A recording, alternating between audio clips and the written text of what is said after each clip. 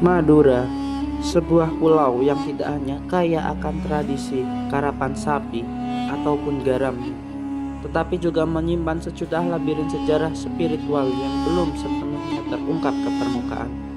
Jika kita melangkah sejauh 48 km ke arah utara dari pusat Kabupaten Pamekasan, kita akan tiba di sebuah wilayah perbukitan kapur yang menyimpan kisah luar biasa. Sebuah daerah yang mulanya dikenal sebagai satu kesatuan tanah suci bebas pajak, yaitu Tampojong. Kini, wilayah Tampojong telah mekar menjadi 4 desa: Tampojong Pregi, Tampojong Tenggina, Tampojong Tengah, dan sebuah desa yang menjadi poros dari rahasia spiritual terdalam masa lalu, Tampojong Gua. Bagaimana sebidang tanah kapur gersang ini bisa melahirkan peradaban suci, dan rahasia besar apa yang tersembunyi di balik dinding-dinding batu gelap Tampojong Gua? Mari kita kembali ke abad ke-16, menelusuri jejak sang waliullah penakluk takdir, Raden Kiai Agung Barsila.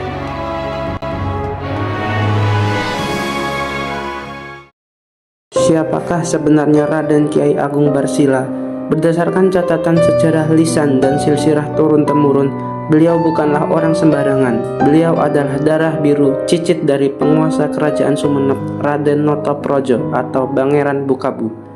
Dilahirkan di Dasuk, Sumenep, takdir menuntun langkah pemuda ini ke wilayah Pamekasan untuk berguru kepada ulama besar karismatik, Kiai Abdurrahman, atau yang lebih dikenal dengan gelar Kiai Agung Rabah di Pademau. Di bawah bimbingan Kiai Agung Rabah, tanda-tanda kewalian Barsila muda mulai tampak nyata melalui rangkaian karomah yang mencengangkan. Mulai dari kisah ajaib kawanan burung pipit yang tak berani menyentuh padi jagaannya, tanaman cabai mati yang tiba-tiba berbuah instan saat beliau dimarahi, hingga ujian pamungkasnya melompati bangunan langgar menggunakan seekor kuda secara gaib tanpa merusak atap sedikit pun. Peristiwa luar biasa inilah yang membuat sang guru takjub dan menganugerahinya gelar kehormatan Kiai Agung. Beliau pun diutus pergi ke arah barat laut untuk memulai syiar besarnya.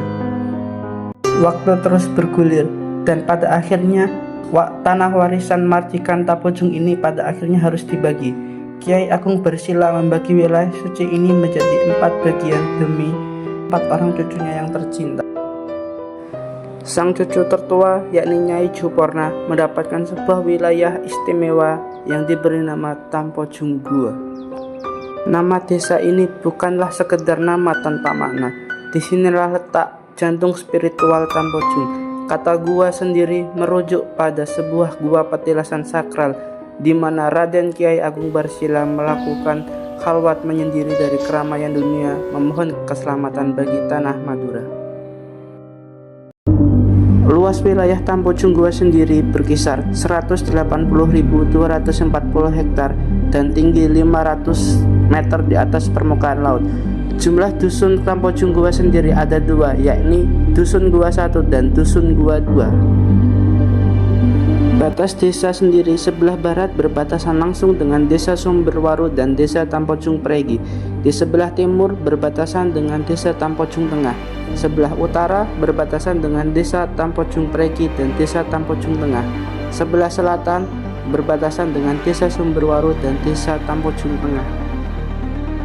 Total keseluruhan jumlah penduduk Desa Tampojong Gua sendiri ada 1.438 jiwa, dengan total di Gua 1 berada di 712 jiwa dan Gua 2 dengan total 726 jiwa.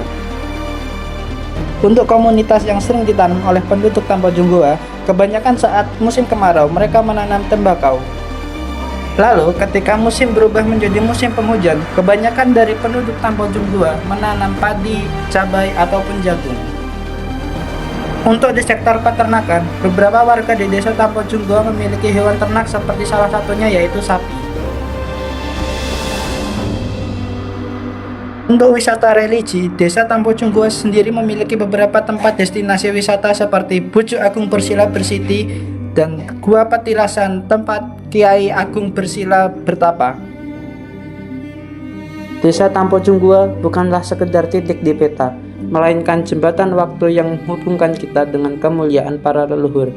Merawat Tampo Junggoa adalah cara terbaik kita merawat akar sejarah dan martabat tanah Madura.